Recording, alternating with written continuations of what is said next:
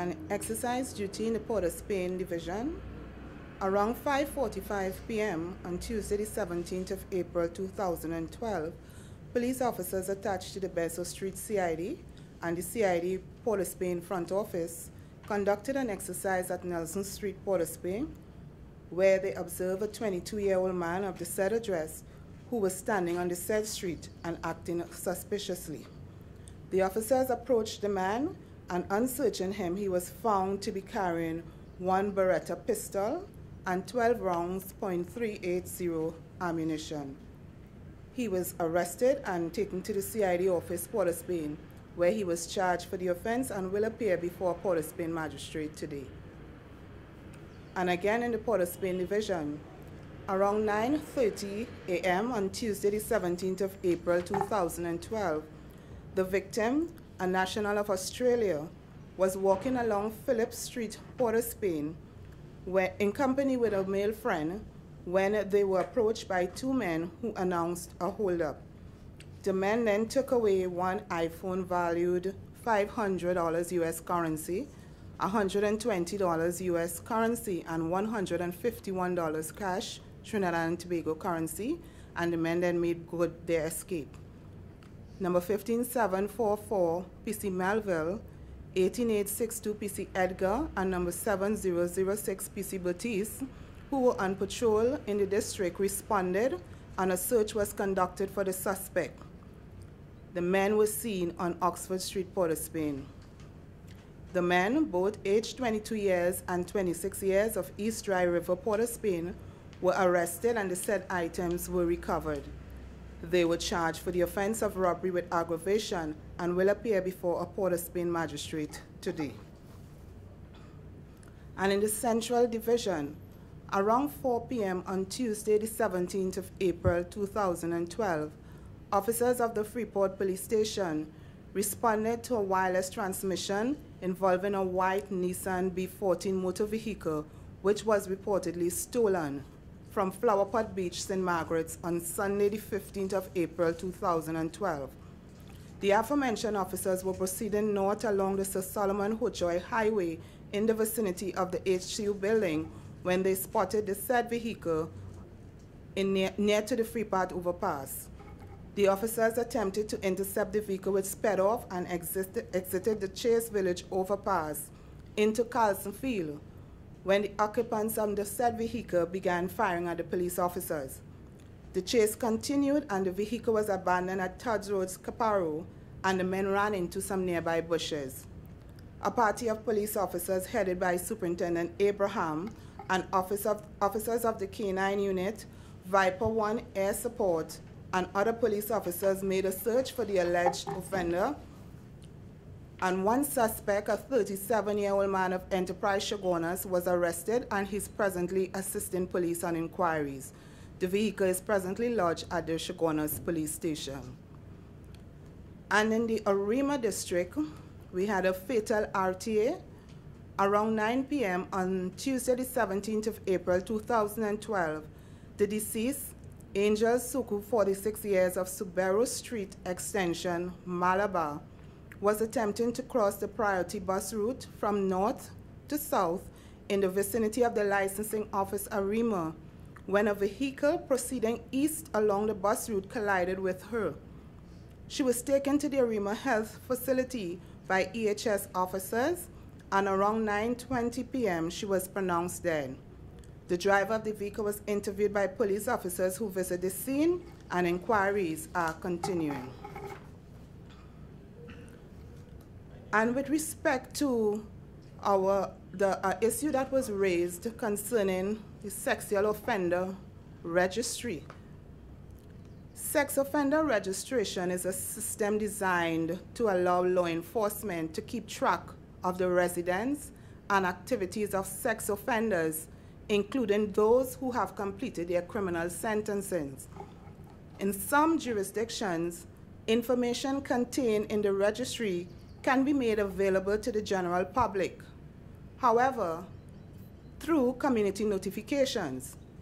In our jurisdiction, however, Section 34A of the Sexual Offences Act, Chapter 1128, which caters for notification requirement for sexual offenders, does not specifically cater for the viewing of the names of persons who are subject to notification to be made public. The legislation speaks to persons who are liable to notification requirement, the requirements for notification, the methods of notification, and mandatory medical examination of accused persons. Section 34 also creates an offense for persons who fail to comply with requirement for notification or in complying with notification gives the police information which they know is false. The law requires that persons subject to notification requirement shall, within 14 days of sentence, commutation of sentence, or where that person is by law subjected to notification requirement, notify the police in local area of his name and all of his aliases and his home address. In addition, on the issue of overtime and extra duty, there was some mention in the media where persons were stating that the Commissioner of Police had shut down overtime. That information is false. The Commissioner of Police has not stopped police officers' overtime duty where it is necessary. What we have addressed is the extra duty at protest sites. Officers carry out duties at protest sites are there to keep the peace. That is their mandate. They are there to ensure that company employees and other persons who are not participating in the related action enjoy unobstructed access on the road.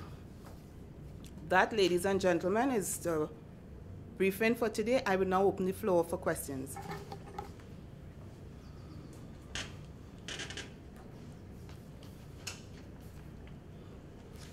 Good morning, ma'am. Good morning, sir. The Dangerous Dogs Bill Act, whatever, is supposed to come into effect on August the 1st.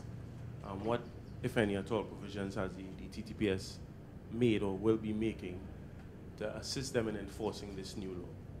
Well, that has to involve discussions, and of course, where the law is clear, compliance.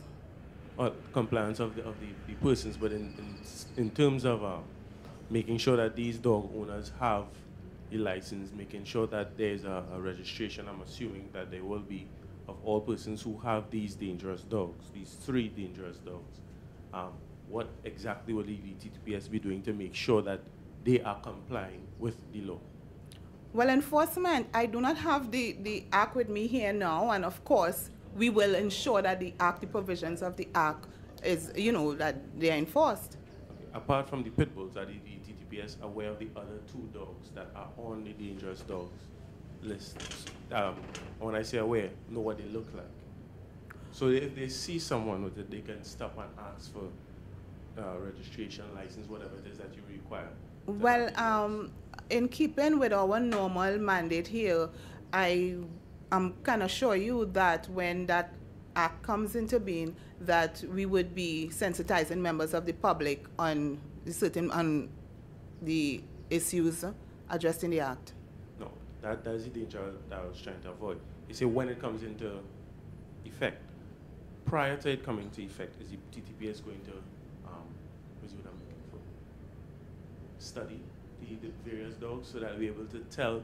So when it comes into effect, they are already aware and therefore they can enforce the law much better. Or is the TTPS waiting for it to become full-fledged law before they do any learning on this? As with every piece of legislation which we are relied on to enforce, we have proper training for our officers and sensitize our officers on the law and how they should carry out their duties. And so far, no training has been started? Not to my knowledge.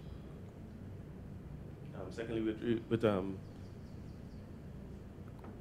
the Minister of Transport made some allegations yesterday against the licensing office. Firstly, before I go any further, you're aware of this, right? Through the media, I am aware, yes. Secondly, has the police begun any in-depth investigation, not just hearing about it and we're taking statements, but in-depth investigations into these allegations? Not to my knowledge.